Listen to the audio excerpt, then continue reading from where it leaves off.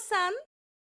Pada zaman dahulu kala, ada seorang gadis yatim piatu berumur 5 tahun bernama Heidi.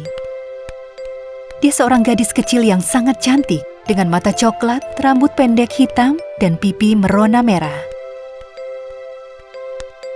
Heidi dibesarkan oleh bibinya Dite yang tinggal di Swiss. Suatu hari, kehidupan Heidi berubah 180 derajat saat bibinya mendapat pekerjaan di luar kota.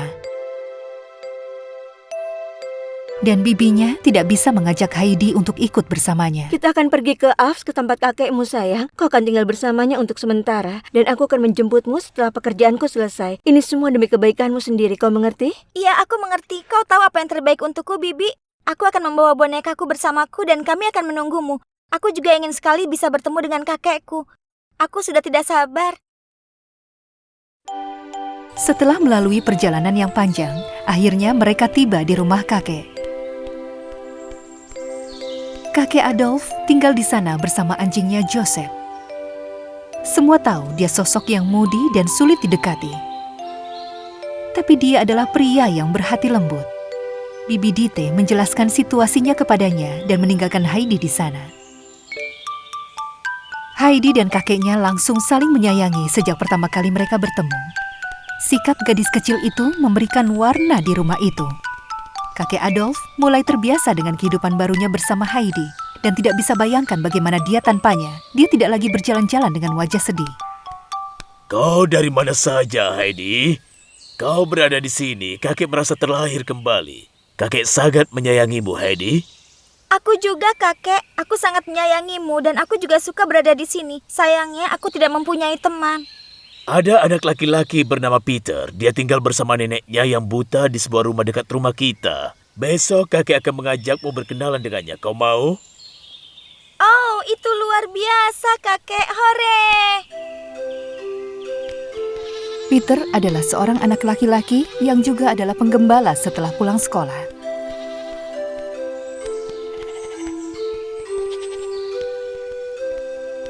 Peter, aku ingin kenalkan kau kepada cucuku Heidi. Halo Heidi. Halo, Peter. Ayo, sekarang kalian pergi main bersama-sama ya. Setelah hari itu, mereka menjadi sahabat baik. Heidi dan Peter selalu membawa kambing-kambing mencari rumput setiap hari. Dia akan mendaki bukit yang curam seperti para kambing. Dan dia akan berlarian sambil bertelanjang kaki. Peter, lari! Salah satu anak kambing terpisah dari kawanannya. Ayo tangkap dia! Jangan khawatir, nanti dia akan kembali. Itu membuatku sedikit takut. Baiklah kalau begitu, aku akan pergi mengumpulkan bunga. Aku ingin memberikannya untuk nenekmu saat kita kembali. Kuharap dia akan memberiku susu kambing segar sebagai gantinya. Peter mengajari Heidi cara memerah susu kambing. Mereka juga menamai kambing-kambing itu satu persatu. Heidi bahkan memasak sup di rumah dan membawa roti yang baru selesai dipanggang untuk nenek. Sifat ceria dan optimisnya menular kepada semua orang. Setelah beberapa tahun, Bibi Dite datang untuk menjemput Heidi. Dia akan membawanya ke rumah keluarga kaya di Frankfurt supaya dia bisa mendapat pendidikan dan kehidupan yang jauh lebih baik. Aku tidak bisa membiarkan Heidi pergi. Apa yang bisa kulakukan tanpanya? Aku mohon jangan bawa aku pergi, Bibi. Aku tidak mau berpisah dari kakek. Aku tidak mau pergi. Aku sangat bahagia di sini. Kau akan tinggal bersama keluarga yang kaya raya, Heidi. Kau akan tinggal di rumah besar dan mendapat pendidikan di sekolah yang sangat bagus. Aku tidak peduli tentang semua itu. Cucuku sayang, kau tahu kakek sangat menyayangimu dan sangat merindukanmu. Tapi menurut kakek, Bibi Dad benar. Kau akan dapatkan kehidupan yang lebih baik. Dengarkan penjelasanku. Keluarga tempat kau akan tinggal punya anak perempuan seumuran denganmu. Kalian berdua bisa menjadi teman. Clara tidak bisa berjalan dan dia tidak punya teman. Dia butuh teman sepertimu. Ayo, kau akan lihat kalau kau akan lebih bahagia tinggal di sana. Kakek Adolf dan Heidi sama-sama menangis saat harus berpisah. Setelah melalui perjalanan jauh, mereka tiba di Frankfurt. Mereka tiba di sebuah rumah besar dan kepala pelayan Nyonya Rottenmeier menyambut mereka di depan pintu. Selamat datang, aku Nyonya Rottenmeier. Dan aku Clara. Selamat datang, Heidi. Halo, Senang bisa bertemu denganmu. Heidi, ini sudah waktunya aku pergi. Kau jaga dirimu baik-baik sayang. Aku yakin kau akan cepat akrab dengan Clara. Patuhi semua kata-kata Nyonya Rottenmeier. Aku menyayangimu, keponakanku. Dan mimpi buruk Nyonya Rottenmeier pun segera dimulai. Dia selalu terlihat galak dan tidak pernah tersenyum. Itu karena dia seorang guru dan pelayan rumah tangga. Baiklah, upacara penyambutan sudah selesai. Singkirkan benda kotor itu sekarang juga dan mandi. Aku akan bawakan pakaian bersih untukmu. Baik, Nyonya Rottenmeier. Terserah kau saja. Kau boleh main ke kamarku setelah kau selesai mandi, Heidi. Kita bisa main bersama. Oh, bagus sekali. Kalau begitu aku akan cepat mandi dan langsung ke kamarmu. Clara tinggal di rumah besar bersama ayah, nenek, kepala pelayan Nyonya Rottenmeier, dan pelayan lainnya. Dia menghabiskan waktunya di dalam kamarnya dan tidak pernah membuka tirai atau jendela. Heidi sangat terkejut saat dia masuk ke dalam kamar Clara. Dia langsung membuka tirai supaya cahaya matahari bisa masuk lewat jendela. Tiba-tiba kamar itu menjadi terang benderang. Clara, lihat betapa terangnya tempat ini. Sinar matahari selalu bisa membantumu untuk merasa lebih baik. Seiring berjalannya waktu, Heidi mulai terbiasa tinggal di rumah barunya dan sekali lagi dia berhasil membuat semua orang jatuh hati kepadanya. Setiap hari Heidi dan Clara bermain dengan mainannya dan belajar. Nyonya Rottenmeier membuat ini menjadi target pribadinya untuk bisa membuat Heidi patuh dan merubahnya menjadi gadis yang penuh kedisiplinan. Dengarkan aku. Sebaiknya kau bersikap baik. Jangan berlarian ke sana kemari. Aku minta maaf, Nyonya Rottenmeier. Heidi berusaha mengikuti semua peraturan di rumah ini. Tapi dia bisa bersenang-senang bersama Clara. Tetapi, dia tetap merindukan Alps, kakeknya, dan juga Peter. Dia selalu bermimpi bisa berlarian di desa bersama kambing-kambing. Suatu hari, Heidi tidak bisa bangun dari tempat tidur. Neneknya Clara langsung pergi memeriksanya. Aku mohon, Nenek, kirim aku kembali pulang. Gadis kecil ceria yang dicintai semua orang telah menghilang dan menggantikannya adalah Heidi yang sakit dan pendiam. Dia juga kehilangan nafsu makannya. Nenek panggilkan dokter keluarga. Dokter bilang kalau dia merasa nostalgia dan satu-satunya cara agar bisa sembuh adalah menyatukan dengan orang-orang yang dia cintai di pegunungan. Maka mereka putuskan mengembalikannya ke kakeknya. Hidupku banyak berubah berkat kau, Heidi. Terima kasih. Aku akan merindukanmu. Aku sangat gembira, Clara. Aku mohon pahamilah aku. Itu adalah rumahku. Kau boleh datang mengunjungiku kapanpun kau mau. Bahkan setelah melalui perjalanan yang panjang dan melelahkan, dia gembira bisa bertemu kakeknya lagi.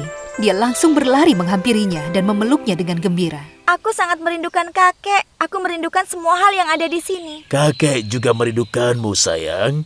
Kita tidak akan pernah berpisah lagi. Lihat, itu Peter datang. Hai Peter, aku kembali. Selamat datang kembali, Heidi. Kami semua sangat merindukanmu, termasuk para kambing. Setiap hari mereka akan mendaki bukit, akan memberitahu Peter tentang rumah besar itu dan hal-hal menyenangkan yang dia alami. Setelah Heidi kembali, Peter kembali menjadi anak yang ceria. Aku punya teman baru. Namanya adalah Clara. Tapi aku akan sangat merindukannya. Mungkin suatu hari nanti dia bisa datang berkunjung kemari. Setelah beberapa bulan berlalu, doa Heidi menjadi kenyataan. Clara mendapat izin untuk datang ke Alps dan tinggal bersamanya. Heidi, lihat aku datang. Aku tidak percaya kau akhirnya ke sini. Selamat datang, Clara. Kita akan bersenang-senang di sini. Kedua sahabat itu mengobrol sampai larut malam. Keesokan harinya, setelah mereka sarapan, Heidi dan Clara pergi ke desa dan menemui Peter di sana. Clara menemani mereka memberikan makan kambing. Ini pengalaman yang sangat berbeda untuknya, tapi dia sangat senang. Namun di sisi lain, dia sedih saat melihat Peter dan Heidi berlari dan berguling-guling di rumput. Aku ingin tahu apa aku akan bisa lari seperti dia suatu hari nanti. Aku sama sekali tidak tahu bagaimana rasanya itu. Hari pun berlalu. Kesehatan Clara semakin meningkat seiring dia sering menghabiskan waktu di luar rumah. Pipinya mulai tampak merona. Dengan bantuan kakek Adolf dan Heidi, sedikit demi sedikit dia mulai berusaha berdiri dari kursi rodanya. Hebat, Clara. Kakek yakin kau pasti bisa. Aku takut. Bagaimana kalau aku jatuh? Ada kami di sini, di sampingmu. Kau tidak perlu takut, Clara. Suatu hari, saat Clara mengawasi Heidi dan Peter mengumpulkan kambing-kambing, dia melihat seekor sapi berlari ke arahnya. Tolong! Ketakutan, dia melompat dari kursi rodanya dan berjalan beberapa langkah. Dia bisa berjalan. Telah terjadi sebuah keajaiban. Sebenarnya, sapi itu berlari menuju kandangnya. Tapi gara-gara itu, Clara akhirnya bisa berjalan. Peter dan Heidi sangat terkejut dan tidak tahu apa yang harus dilakukan saat melihatnya. Mereka berlari ke arahnya dan memeluknya. Hore! Hore! Kau berhasil, Clara. Kau berhasil. Setelah hari itu, setiap hari dia berlatih berjalan. 1 langkah, 2 langkah, sampai dia bisa berjalan dengan normal. Sekarang saatnya untuk Clara pulang. Ayah dan neneknya akan datang menjemputnya. Clara menunggu mereka di kursi rodanya. Saat dia melihat mereka, dia lompat, berlari, dan memeluk mereka saat mereka masuk ke dalam rumah. Dia ingin memberikan mereka kejutan. Mereka duduk bersama dan bicarakan kegiatan yang dilalui Clara di Alps. Clara menceritakan kejadian dengan si sapi.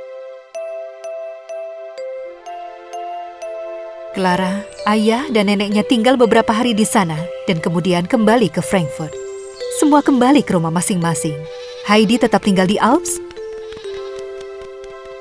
dan Clara di Frankfurt. Mereka melanjutkan persahabatan melalui surat.